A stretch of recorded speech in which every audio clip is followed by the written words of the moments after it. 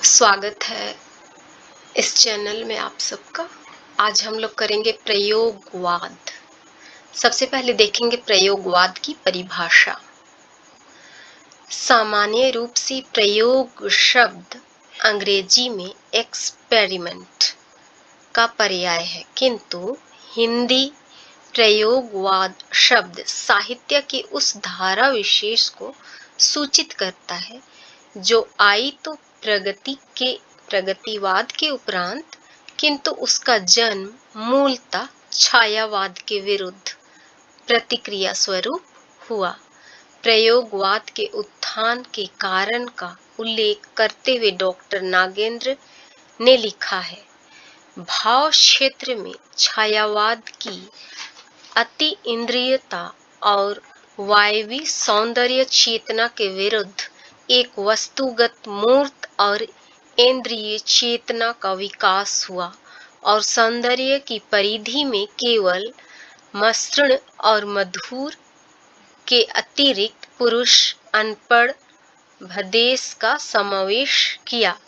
इसका अर्थ ये हुआ कि प्रयोगवाद जो है वो आया तो छायावाद के बाद, लेकिन यहाँ के अनुसार जो लिखने या तो काव्य लिख रहे हैं या साहित्य लिख रहे हैं तो वो छायावाद के बाद लिख रहे हैं, किंतु उसका जन्म हो चुका था छायावाद के तुरंत बाद। क्यों? क्योंकि छायावाद में जो भेद हुआ, अतीन्द्रिय वायव्य सौंदर्य चेतना, उसके विरुद्ध एक वस्तुगत मूर्त के रूप में या इंद्रिय चेतना का विकास हुआ, और यही चीज हम लोग को प्रयोगवाद के रूप में मिला। मतलब जस्ट प्रयोगवाद का जस्ट ऑपोजिट करना चाहिए।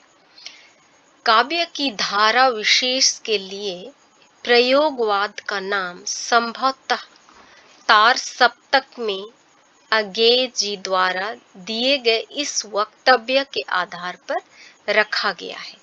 प्रयोग सभी कालों के कवियों ने किए हैं, किंतु कवि क्रमशः अनुभव करता आया कि जिन क्षेत्रों में प्रयोग हुए हैं, आगे बढ़कर अब उन क्षेत्रों का अन्वेषण करना चाहिए जिन्हें अभी छुआ नहीं गया था, जिनको अभेद्य मान लिया गया है।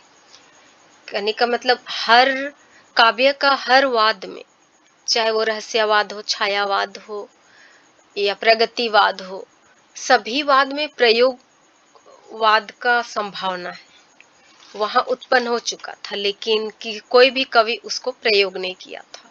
यह चीज यहाँ लिखा हुआ है। इन अन्वेषणकर्ता कवियों में अज्ञेय जी ने तार सप्तक में ऐसे 7 कवियों को अपनाया जो किसी एक स्कूल के नहीं है, किसी मंजिल पर पहुंचे हुए नहीं, अभी राही है, राही नहीं, राहों के अन्वेषी। काव्य के प्रति एक अन्वेषी का दृष्टिकोण उन्हें समानता के सूत्र में बांधना है। आगे चलकर इन कवियों के विषय में अज्ञेय जी ने लिखा है। यहाँ पर तार सप्तक कहने का मतलब 7 कवियों का नाम यहाँ पर आ रहा है, और इन्हीं को तार सप्तक के रूप में इंगित किया गया है। और ये कोई स्कूल के नहीं है या फिर कोई मंजिल पर पहुंचे हुए भी नहीं है, अभी ये राही ही है, पथिक है जो पथ पर चल रहे हैं, और राही ही नहीं, राहों के अन्वेषी हैं। कहने का मतलब उन्हीं में है, राह पर ही है अभी। काव्य के प्रति एक अन्वेषी का दृष्टिकोण उन्हें समानता के सूत्र में बांधना है। कहने का मतलब सभी को एक पथिक के रूप में वो देख रहे हैं। और फिर अज्ञेय जी का कहना है, उन्होंने लिखा है इनके बारे में, उनमें मतैक्य नहीं है, मतलब एक मत के नहीं है, सभी महत्वपूर्ण विषय में उनकी अलग अलग राय है, चाहे वो किसी भी विषय का बात हो या कोई महत्वपूर्ण विषय का बात हो, 7 के 7 का राय अलग अलग होता है।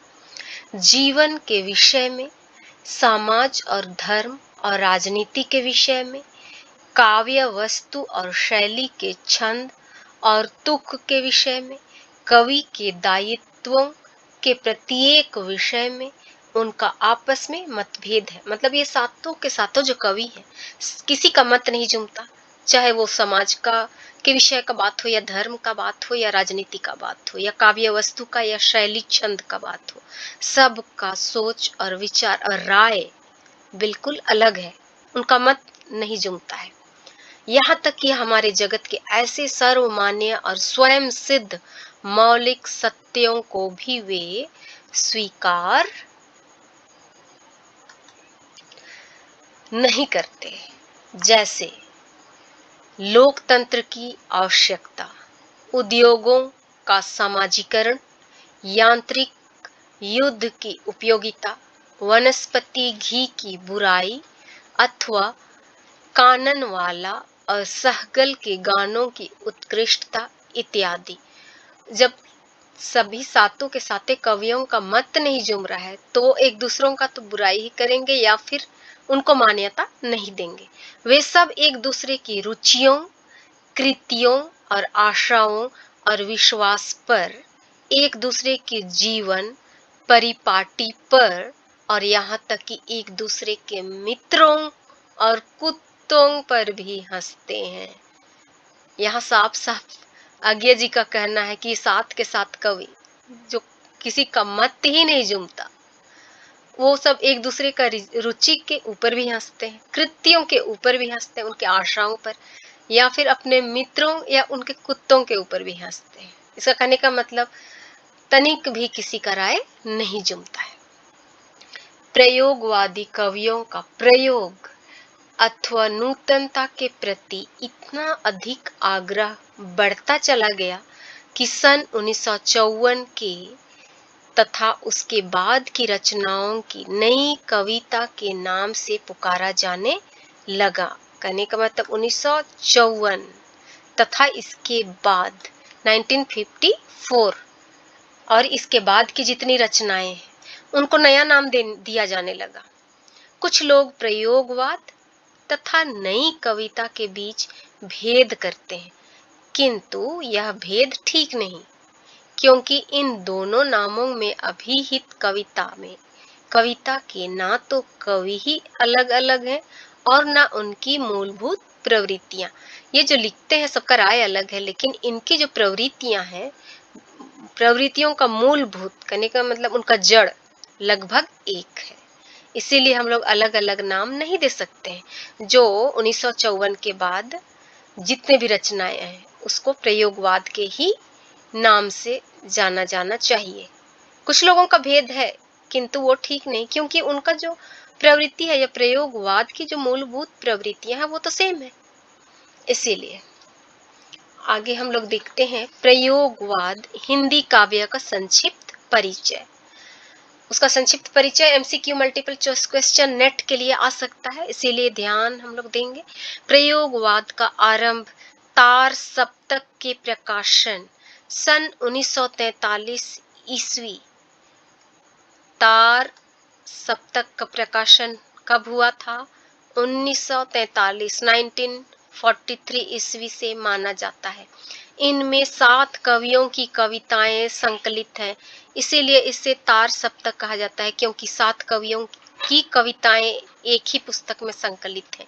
ये कवि कौन कौन हैं, इनको ध्यान से नोट कर लीजिएगा। इन कवियों का नाम है गजानन, माघव, मुक्तिबोध, नेमीचंद्र, भारत भूषण अग्रवाल, प्रभाकर माचे, गिरिजा कुमार माथुर, डॉक्टर राम विलास शर्मा तथा सच्चिदानंद हीरानंद वात्स्यायन अगेई। ये 7 के 7 कवि हैं। इनमें से किसी एक का भी नाम दे देगा और किसी अन्य कवियों का नाम देगा और बोलेगा कि तार सप्तक कवियों का नाम इनमें से कौन है। इस तरह दे सकता है, इसलिए 7 कवियों का नाम को याद कर लेंगे। तार सप्तक कवि के संपादक अगे जी हैं।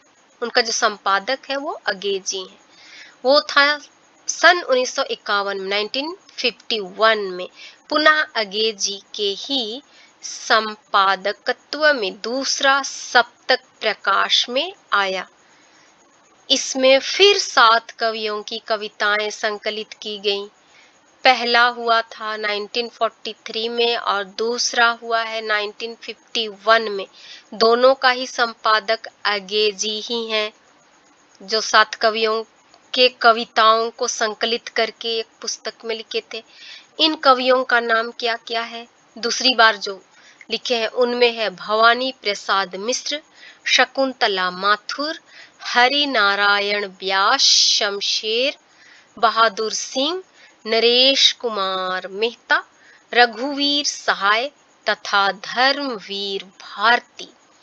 इन यहाँ तक सातों के सात कवियों का नाम याद कर लेंगे। इन कविता संग्रहों के अतिरिक्त प्रतीक नामक मासिक पत्रिका भी प्रकाश में आई। प्रतीक मासिक पत्रिका का नाम प्रतीक था, जो प्रयोगवाद के समय निकाला गया था, जिसमें प्रयोगवादी अथवा नए कवियों की कविताओं को प्रश्रय दिया गया है। इस पत्रिका के भी संपादक अंगेजी ही हैं। पाटल, दृष्टिकोण, कल्पना, अजंता, राष्ट्रवाणी, धर्मगुरु आदि पत्र पत्रिकाओं में भी नई कविता का पर्याप्त स्थान मिला है। इसको हम लोग नोट कर लेंगे प्रयोगवाद के लिए। अंगेजी का है ये सब। पाटल, दृष्टिकोण, कल्पना, अजंता, राष्ट्रवाणी, धर्मयुग आदि पत्र पत्रिका।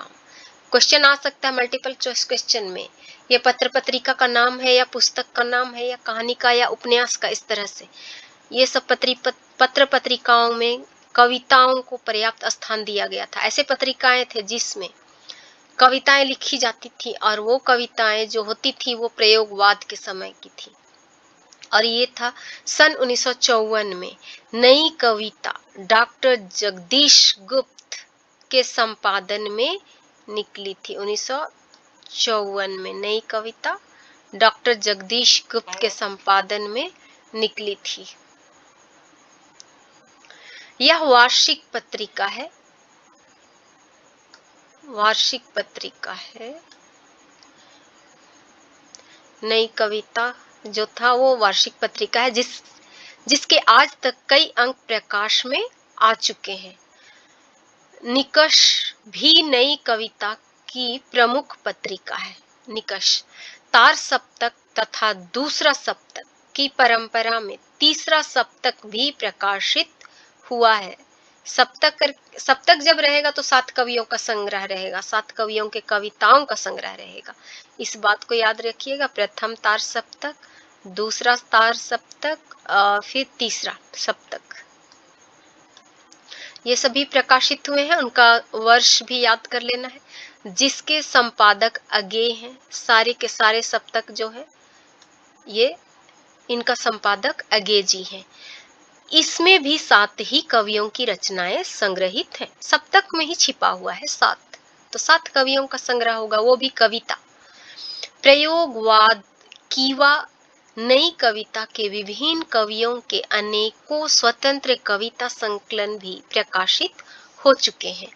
अज्ञेय जी के जो कविता संकलन प्रकाश में आए हैं उनमें से हरी घास पर क्षण पर, बावरा अहेरी, इंद्रधनु रौंदे हुए ये आदि में प्रयोगवादी प्रवृत्तियों का स्वर प्रभुत मात्रा में मुखरित हुआ है।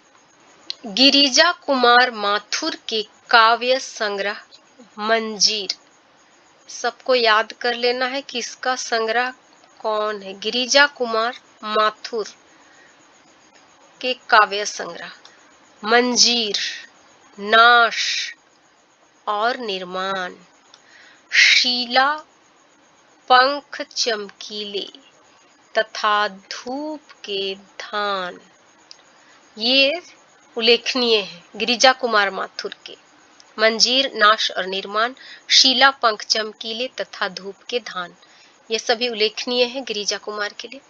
धर्मवीर की कविता पुस्तकों में ठंडा लोहा, धर्मवीर की कविता पुस्तकों में ठंडा लोहा तथा अन्य कविताएं अंधा युग, कनुप्रिया तथा 7 गीत वर्ष, ये सभी मुख्य हैं। इन कवियों तथा कविता संकलन के अतिरिक्त प्रभाकर माचवे के अनुचर प्रभाकर जी का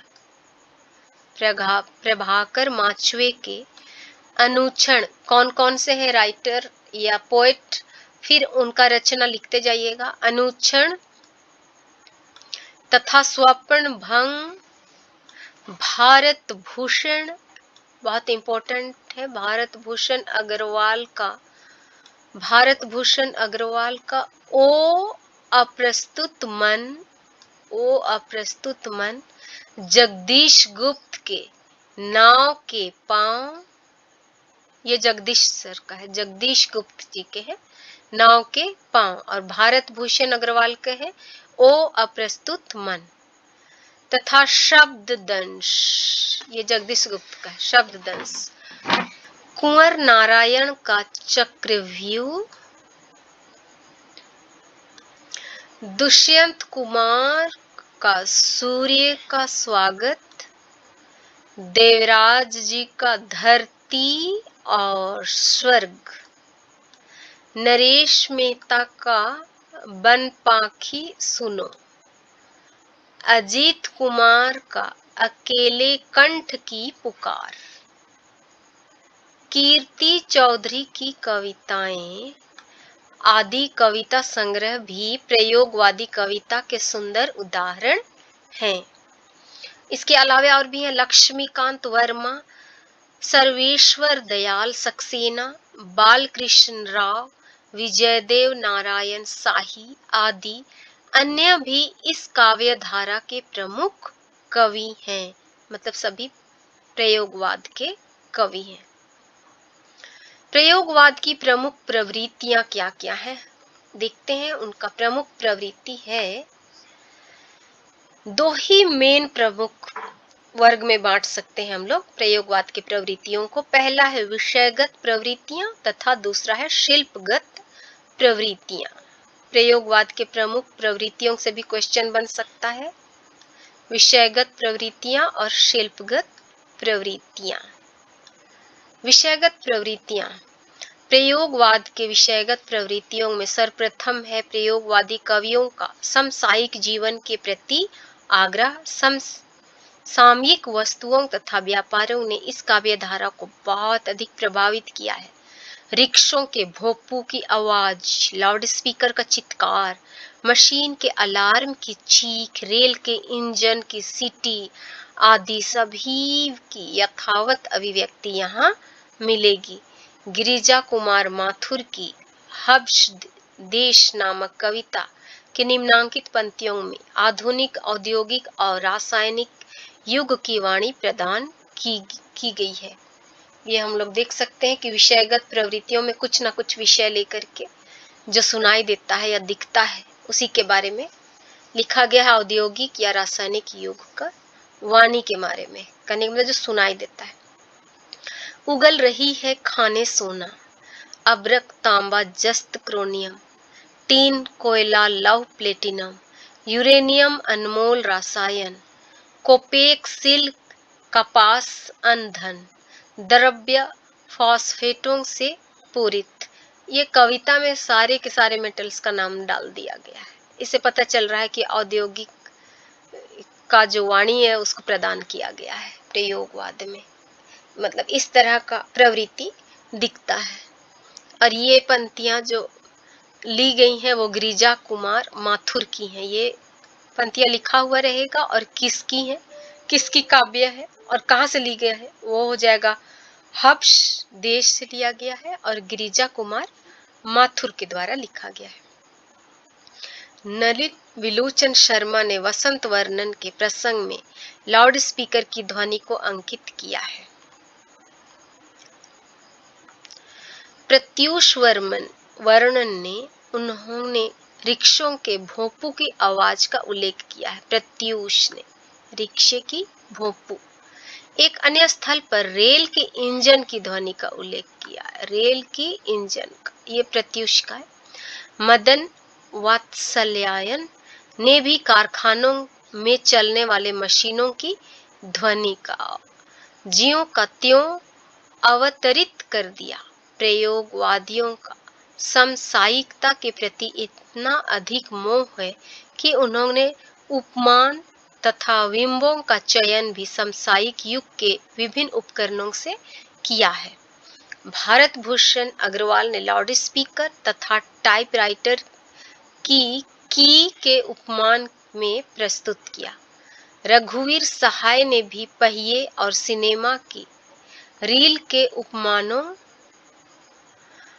को प्रस्तुत किया है। सिनेमा की रीलों का उपमान समसामयिक के मोह की तरह करता है। केसरी कुमार अपनी एक कविता में व्यावसायिक जीवन के उपमानों का प्रयोग करते हैं। इसी प्रकार चिकित्सा तथा रसायन शास्त्र से अनेकों उपमान प्रयोगवादी कवियों ने ग्रहण किए हैं। तो यहाँ दिया जा सकता है किस किस शास्त्र से लिए गए हैं उपमा। चिकित्सा तथा रसायन शास्त्र से अनेक उपमा प्रयोगवादी कवियों ने ग्रहण किए हैं। प्रयोगवादी कविता की दूसरी प्रमुख प्रवृत्ति है विद्रोहात्मक स्वर तथा व्यक्तिवाद की अभिव्यक्ति। दूसरा प्रवृत्ति है विद्रोहात्मक स्वर करने का मतलब विद्रोह करना, और व्यक्ति की अभिव्यक्ति। व्यक्तिवाद मतलब व्यक्तियों की अभिव्यक्ति करना। इस कविता में विद्रोह का स्वर एक और समाज और परंपरा से अलग होने के रूप में मिलता है, और दूसरी ओर आत्मशक्ति के उद्घोष रूप में। भवानी प्रसाद मिश्र के निम्नांकित पंक्तियों में, ये जो पंक्तियां हैं वे भवानी प्रसाद मिश्र की हैं। इन पंक्तियों में जो उल्लास है वह परंपरा और रूढ़ी से मुक्ति पाने के लिए है। उस समय जो परंपरा थी रूढ़िवादी परंपरा, उससे मुक्ति पाने के लिए। ये किसी निश्चित नियम क्रम की सरासर सीढ़ियां हैं, पांव रखकर बढ़ रही जिस पर की अपनी पीढ़ियां हैं। बिना सीढ़ी के बढ़ेंगे तीर के जैसे बढ़ेंगे। करने का मतलब धीरे धीरे सभी रूढ़िवादी विचारधारा कम होने लगा था। विद्रोह का दूसरा रूप चुनौती और ध्वंस की बलवती अभिव्यक्ति के रूप में उपलब्ध होता है। भारत भूषण अग्रवाल में स्वयं का ज्ञान इतना अधिक प्रबल हो उठा है कि वे नियत को संघर्ष की चुनौती देते हुए कहते हैं। ये भारत भूषण अग्रवाल का है। पंक्तियों में लिखेगा और कौन है कवि बोल सकता है। इसका एग्जाम्पल में होता है मैं छोड़कर पूजा क्यों, क्योंकि पूजा है पराजय का विनत स्वीकार। बांधकर मुट्ठी तुझे ललकारता हूँ, सुन रही है तू, मैं खड़ा तुमको यहाँ पुकारता हूँ। प्रयोगवादी कविता की तीसरी विषयगत प्रवृत्ति है लघु मानव की प्रतिष्ठा। अभिवृत्ति हो जाएगा लघु मानव की प्रतिष्ठा।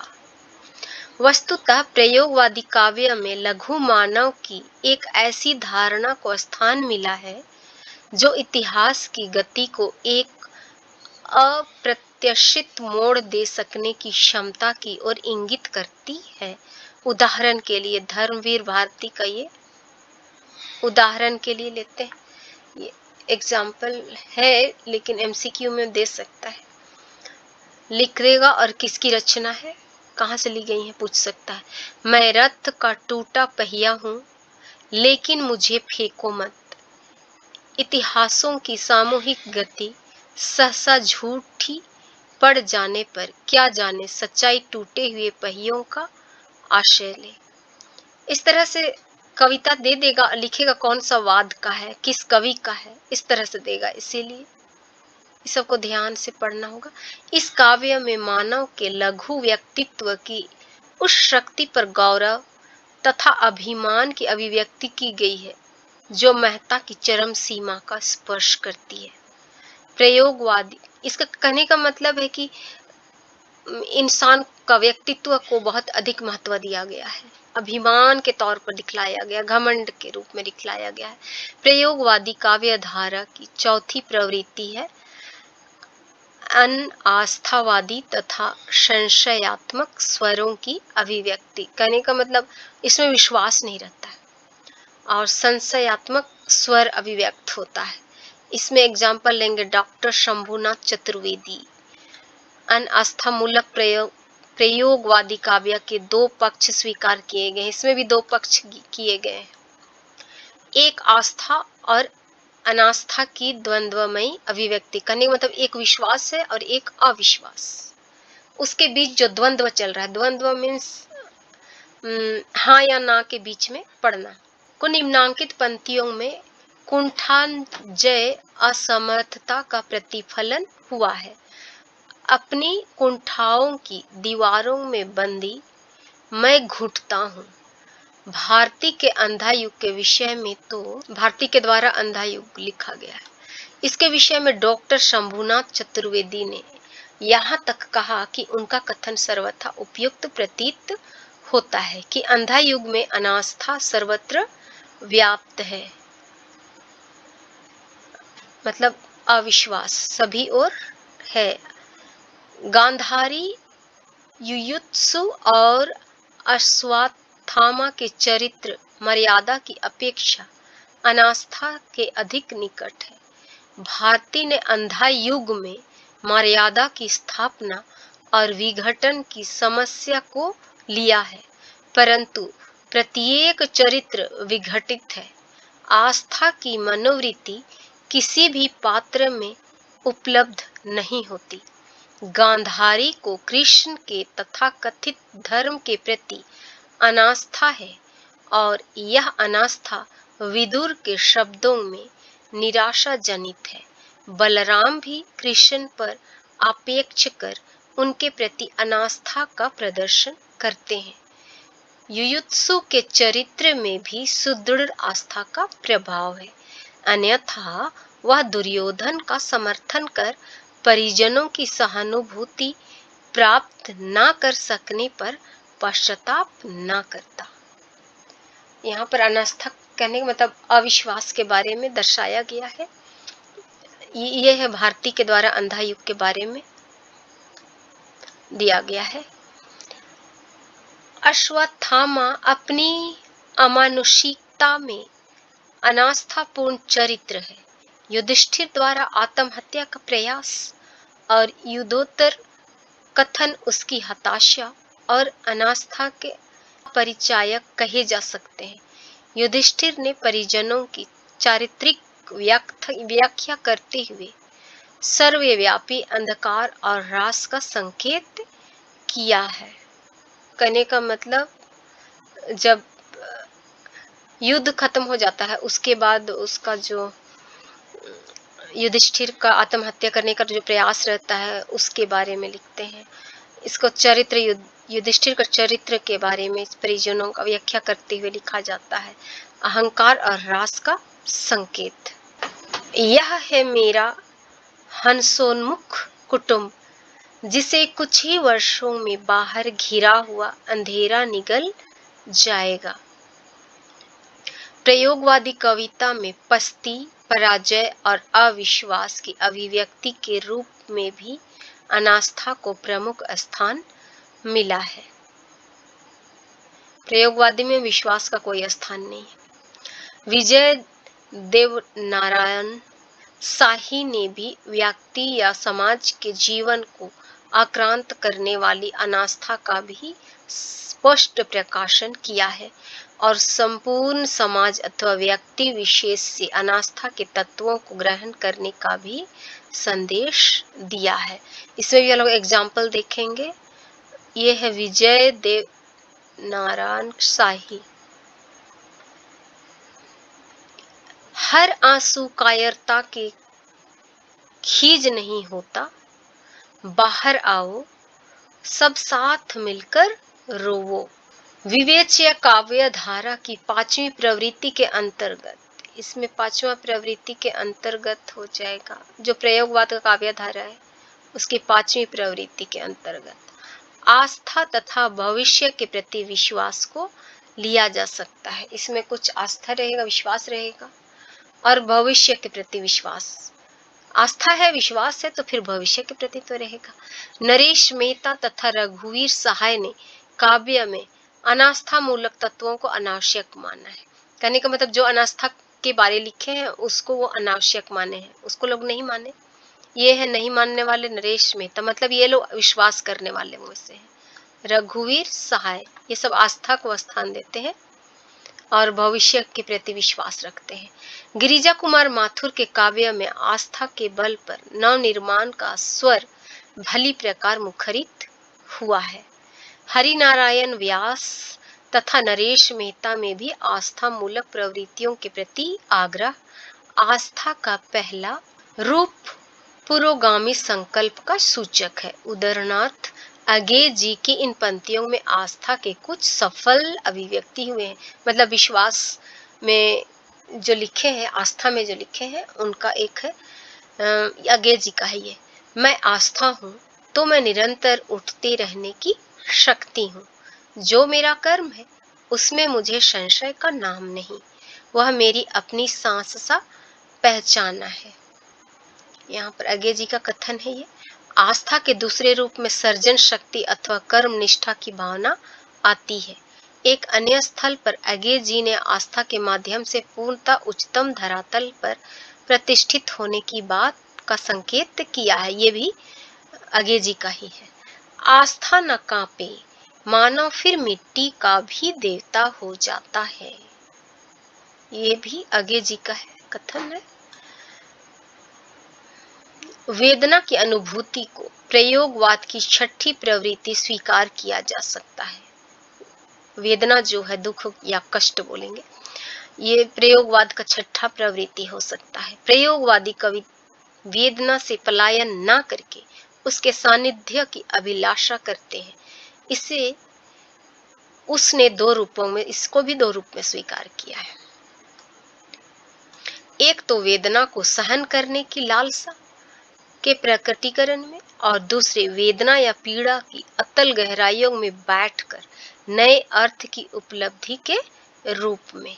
भारत भूषण अग्रवाल की वेदना को देखते हैं। ये भारत भूषण अग्रवाल ये उत्साहवर्धिनी मानते हैं।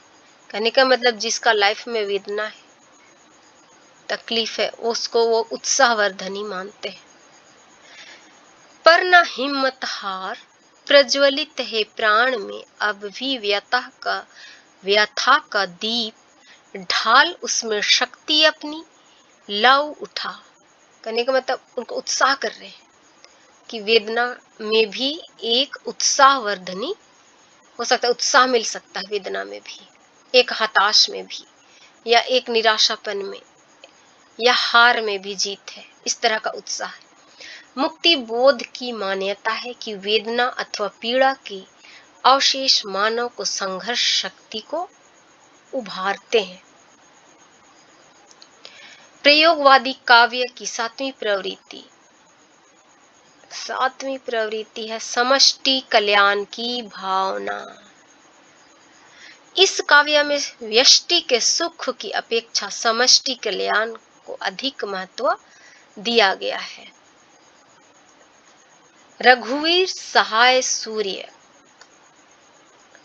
से धरती के जीवन को मंगलमय बनाने का प्रार्थना करते हुए यहाँ पर प्रवृत्ति समष्टि कल्याण की भावना का उदाहरण है। आओ स्वीकार निमंत्रण यह करो, ताकि ओ सूर्य ओ पिता जीवन के, तुम उसे प्यार से वरदान कोई दे आओ, जिससे भर जाए दूध से पृथ्वी का आंचल, जिससे इस दिन उनके पुत्रों के लिए मंगल हो। वासना की नग्न अभिव्यक्ति प्रयोगवाद की आठवीं प्रवृत्ति के रूप में लिया गया है। कहने का मतलब प्रयोगवाद का आठवां प्रवृत्ति वासना का लिया गया है। यहाँ बहुत सारा उदाहरण दिया गया है जो आठवीं प्रवृत्ति के बारे में दिया गया है, इसको पढ़ लीजिएगा। अगर आता है क्वेश्चन में किसके द्वारा है, तो ये है धर्मवीर भारती का है ये नीचे वाला। इसमें पूरा वासना के बारे में वो कविता में लिखे हुए हैं। अगला है शिल्पगत प्रवृत्तियां। शिल्प के क्षेत्र में प्रयोगवादी कवियों के काव्य में एक अदृष्टपूर्व क्रांति ला दी है।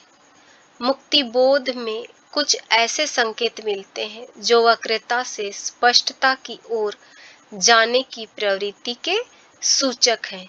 गिरिजा कुमार माथुर ने विषय से अधिक तकनीक पर ध्यान दिया। भाषा, ध्वनि तथा छंद विधान में उन्होंने नवीन प्रयोग किए। प्रभाकर माचवे ने नई अलंकार योजना, विंब विधान और उपमानों के नए प्रयोगों को अधिक महत्व दिया है। प्रयोगवाद में प्रभाकर माचवे जो है वे अलंकार योजना, विंब विधान, उपमानों के नए प्रयोगों को अधिक महत्व दिया। अब अगे जी ने साधारणीकरण की दृष्टि से भाषा संबंधी नवीनता को अधिक महत्व दिया। इस प्रकार स्पष्ट है कि प्रयोगवादियों ने भाषा, लय, शब्द, विंब तथा छंद विधान संबंधी नए प्रयोगों पर ध्यान दिया है।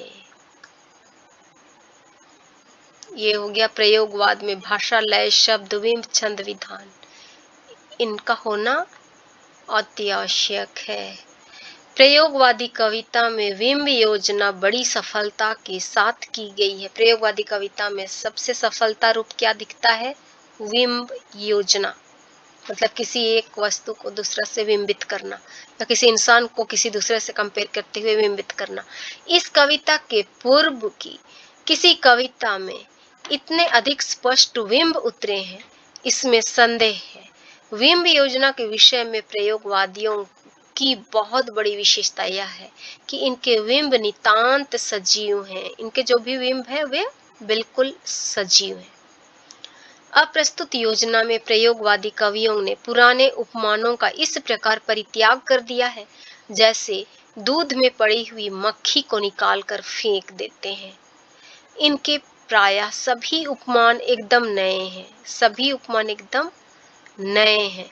इनके अप्रस्तुत विधान की प्रमुख विशेषता यह है कि वे जीवन से गृहीत हैं।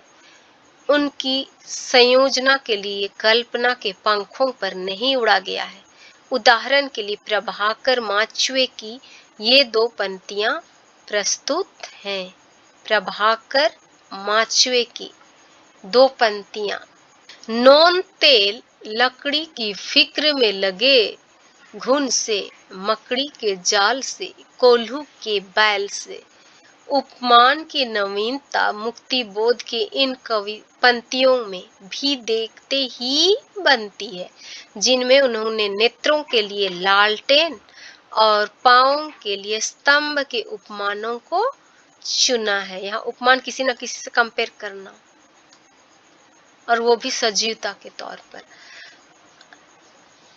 अंतर मनुष्य रिक्त सा गेह, दो लालटेन से नयन, निष्प्राण स्तंभ, दो खड़े पांव। इटालियन के काव्य के प्रभाव स्वरूप प्रयोगवादी कवियों में असंगत अनुषंगों की भी भरमार मिलती है, मतलब फ्री एसोसिएशन की भी भरमार मिलती है, जिससे इनका काव्य अत्यधिक दुरूह हो गया है। जहां पर ये कवि असंगत अनुषंगों का प्रयोग करने लग जाते हैं, वहां पर इनकी विचारधारा में पूर्वापर का संबंध न होने के कारण किसी एक निश्चित अर्थ पर पहुंचना अत्यंत कठिन हो जाता है। हिंदी के प्रयोगवादी कविता में सर्वप्रथम इस प्रवृत्ति का अवतरण अगे जी ने किया है। हिंदी के प्रयोगवादी जो कविता है उसमें सर्वप्रथम इस प्रवृत्ति का अवतरण किसने किया है? अगे जी ने किया। उनके उपरांत इसका बहुत अधिक प्रयोग होने लगा। असंगत अनुषंग अथवा असंबद्धता के लिए यहाँ पर नरेश की कुछ पंक्तियां हैं। नरेश की पंक्तियां हैं। ई से ईश्वर, उ से उल्लू, माँ जी नहीं जी, वह पंछी जो देखता है रात भर। प्रस्तुत पंक्तियों का बड़ी माथापच्ची करने पर ही यह अर्थ निकाला जा सकता है कि कवि किसी कार्य में व्यस्त है, कि इतने में उनका लड़का ई से ईश्वर, ऊ से उल्लू रटता हुआ उसके पास आता है और सहसा कवि से अपनी माँ जी के विषय में प्रश्न करता है। कवि संभवतः यह समझाता है कि लड़का कदाचित यह पूछना चाहता है कि क्या माँ जी उल्लू हैं? कवि प्रश्न को जैसा समझाता है उसके अनुसार उत्तर देता हुआ कहता है कि नहीं, माँ जी उल्लू नहीं है। उल्लू तो एक पक्षी है जो रात भर देखता है। स्पष्ट है कि असंगत अनुषंग प्रयोगवादी कविता को समझने में बड़ी बाधा उत्पन्न करते हैं। मतलब अगर कवि ने उनकी व्याख्या की है तो समझ में आता है, अन्यथा उनको समझना बहुत मुश्किल है। यही चीज यहाँ लिखा हुआ है। छंद विधान में तो नए कवि ने आमूल चूल परिवर्तन ही कर दिया है। उसने जहाँ अंग्रेजी, उर्दू आदि विभिन्न भाषाओं के छंद अपनाए हैं, वहीं उसने मुक्त छंद को बहुत अधिक प्रश्रय दिया है। प्रयोगवादी कविता में अधिकांशतः मुक्त छंद, ज्यादातर किसका प्रयोग किया गया है? मुक्त छंद का प्रयोग हुआ है। इस मुक्त छंद का रचना विधान गद्य जैसा होता है। जब मुक्त छंद जब लिखते हैं कविता में तो ऐसे लगता है जैसे गद्य लिखा हुआ है। गद्य मतलब या तो कहानी या रचना या उपन्यास, इस तरह का। प्रयोगवादी कवि सामान्य जन का समीप्य चाहता है, इसलिए उसके काव्य में साधारण बोलचाल की भाषा मिलती है। कहीं कहीं विचारों की गहनता के कारण भाषा अत्यंत परिनिष्ठित हो गई है, किंतु ऐसे स्थल बहुत कम है। भारत भूषण अग्रवाल के भाव अनुकूल नई भाषा शैली का प्रयोग किया और कवि से खोखले शब्द जाल तोड़ने का निवेदन किया। प्रयोगवादी काव्य में लोकगीतों के आधार पर सरल काव्य रचना की गई। प्रभाकर माचवे और अगे के काव्य में ऐसे अनेक उदाहरण देखे जा सकते हैं। ये भी है, इसमें प्रमाणार्थ प्रमाण के तौर पर अगे जी का कुछ पंक्ति दिया गया है। मेरा जिया हरसा, ओ पिया पानी बरसा, खड़खड़ कर उठे पात, फड़क उठे गात। इस तरह से अगे जी की पंक्तियां हैं जो प्रयोगवादी कवि हैं। उपसंहार में हम लोग हल्का सा देख लेते हैं। इसमें संदेह नहीं कि प्रयोगवादी कविता के कुछ कवि अपनी अनुभूतियों के प्रति पर्याप्त ईमानदार है, किंतु आज ऐसे नए कवियों की भरमार हो गई है जो अनुभूति प्रवणता के नाम पर अधिकांश में कूड़ा कचरा लिख रहे हैं। इसमें तो नहीं, हम लोग उतना डिटेल नहीं जाएंगे कि कौन कूड़ा कचरा लिखा है, लेकिन बहुत अधिक लिख रहे हैं जिसे कभी भी साहित्य में स्थान नहीं दिया जा सकता। नई कविता अथवा प्रयोगवाद के कवि यदि थोड़ी सी सावधानी से कार्य ले तो और भी उत्कृष्ट साहित्यिक रचनाएं दे सकते हैं। उनके लिए आवश्यकता इस बात की है कि वे वासना के खुले चित्रण, मुक्त अनुषंग तथा गद्यवत रचना करने की प्रवृत्तियों का परित्याग कर दें। कहने का मतलब खुल्लम खुल्ला जो वासना के रूप में लिख रहे हैं वो सब बंद करना है, वो साहित्य में स्थान नहीं मिल सकता है, ये कहना है। यह ठीक है कि पुराण मिते न साधु सर्वम, किंतु फिर भी परंपरा से एकदम विच्छेद हितकारी नहीं हो सकता। ऐसी स्थिति में प्रयोगवादी कवियों का यह कर्तव्य है कि वे नवीनता को ग्रहण अवश्य करें, किंतु परंपरा के संदर्भ में, मतलब थोड़ा परंपरा के अंदर रह करके लिखना है। धन्यवाद।